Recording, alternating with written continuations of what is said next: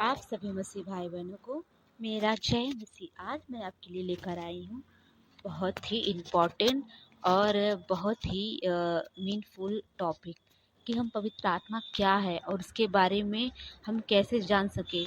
तो हम आज आपको उत्पत्ति से जेनेसिस से लेकर प्रकाशित वाक्य रेविलेशन तक पूरी जानकारी वचन के माध्यम से दूंगी। आप इस वीडियो को ज़रूर देखिएगा और अच्छा लगे तो सब्सक्राइब और शेयर भी कीजिएगा। चलिए हम स्टार्ट करते हैं वचन के अनुसार। आप जहाँ कहीं भी हैं बाइबल लेकर बैठ जाइए। आपको हम वचन के अनुसार पूरी जानकारी इस वीडियो में देने जा रहे हैं।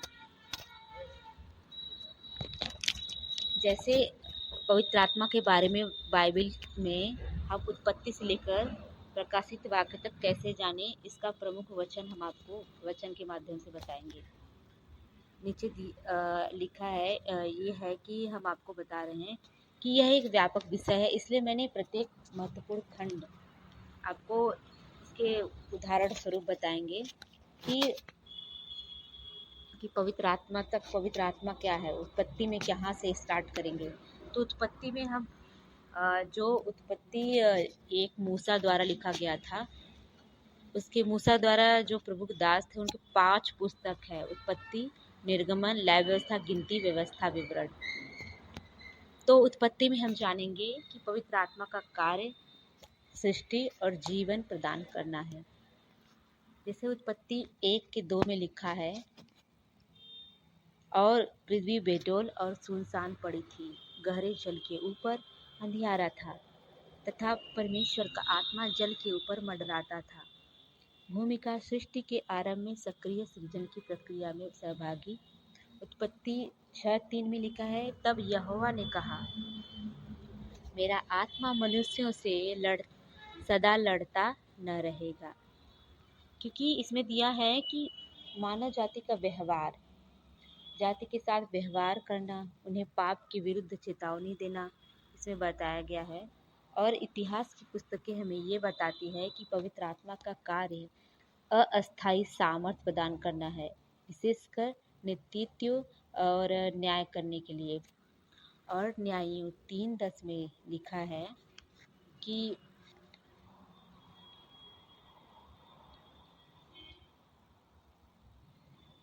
और यहोवा का आत्मा उस पर उतरा और उसने इजरायलियों का न्याय किया। क्योंकि इसमें लिखा है कि न्यायियों में जैसे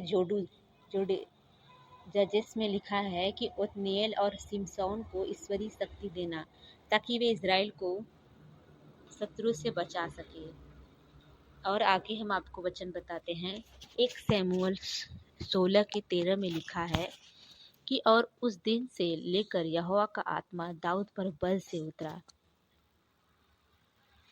दाऊद को इज़राइल का राजा बनाने के लिए अभिषेक करना और सशक्त करना।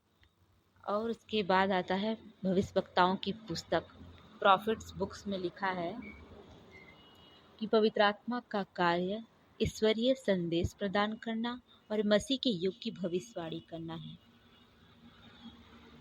यशायाह 61:1 में लिखा है कि प्रभु यहोवा का आत्मा मुझ पर है, क्योंकि यहोवा ने मुझे सुसमाचार सुनाने के लिए अभिषेक किया है।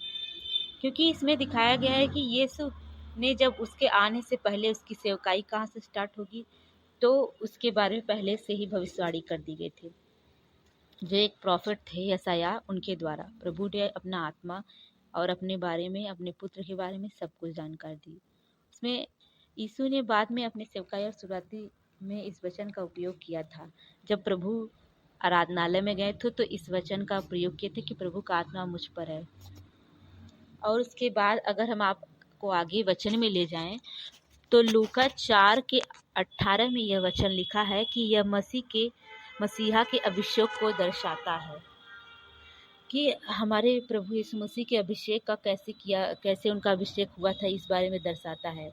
अगर आपको पुराने नियम में बताए तो पुराने नियम में भी लिखा है कि योएल, भविष्यवक्ता योएल के पुस्तक में लिखा है वचन 2 और उसका वर्ष में वचन 2:28-29 में लिखा है कि मैं सब प्राणियों पर अपना आत्मा उड़ेलूंगा।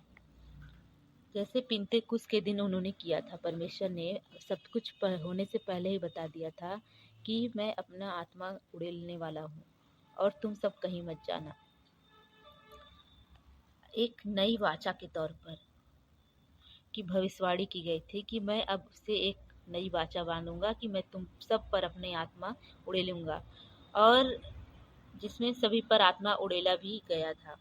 और सुसमाचार के बारे में कि यीशु हमारे जीवन को कैसे बदलते हैं और कैसे कैसे जीवन में परिवर्तन होते हैं, इस बारे में भी बताया गया है।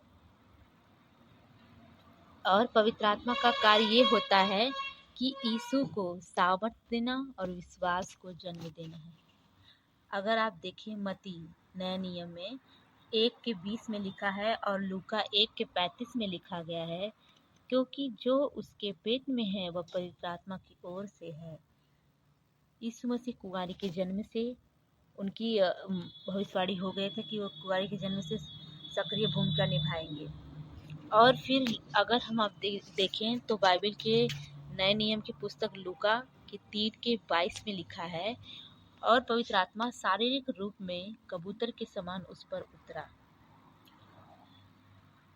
यीशु के बपतिस्मा के समय उनकी सेवकाई के लिए अभिषेक किया गया था, ताकि वो जब आत्मा उन पर उतरेगा तो वो परमेश्वर के कार्य को बहुत दया से करेंगे।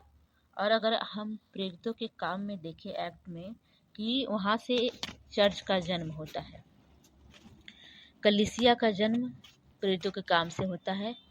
पवित्र आत्मा का कार्य और कलीसिया का निर्माण कैसे होता है, उसे सशक्त करने के लिए, उसे विश्वव्यापी प्रचार करने के निर्देशित करने के लिए प्रेरितों के काम लिखा गया था। और उसके आगे अब फिर से पूरे विश्व में परमेश्वर का सुसमाचार कैसे फैला, इसके बारे में पूरा जानकारी इस वीडियो में आपको मिलेगा।